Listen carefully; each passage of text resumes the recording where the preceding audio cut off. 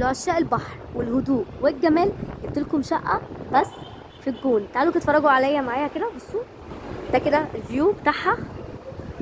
بصوا ده كده شكل الفرندا بتاعتها، شايفين؟ مرجحه، ترابيزه. تعالوا نشوف شكل الوحده من جوه. بصوا عامله ازاي، وحده كبيره بس لسه هي متسلمه حالا دلوقتي الشاشه، فلسه هتتنضف. تمام. طبعا فيها واي فاي، وادي اول غرفه معانا زي ما حضراتكم شايفين. فيها تكييف، غرفه كبيره جدا ما شاء الله اللهم بارك. فيها ادي السفره كامله، فيها كل حاجه احنا محتاجينها. تاني غرفه معانا زي ما انتم شايفين فيها برضو تكييف اهو، وفيها 4 سراير. 4 سراير، السرير متر 20، يعني في تاخد 8 افراد مرتاحه. تمام. تعالوا بقى نتفرج على المطبخ والحمام. يعني هي تعتبر 3 غرف في غرفتين. ده كده الحمام بتاعها،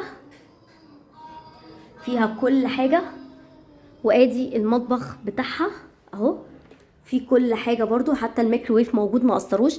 بكام دي يا ام بودي؟ قولوا له بس كلمة السر ام بودي. في الوقت الحالي اللي انا فيه ده تعمل 1300 في اليوم. 1300 في اليوم.